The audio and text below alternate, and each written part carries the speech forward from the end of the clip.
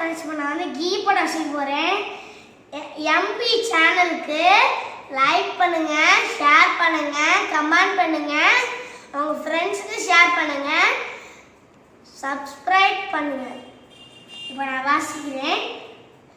இந்த பாட்டு சூப்பராக இருக்கும், கேளுங்க. அவ்வளோதான் வாசிக்கிறேன்.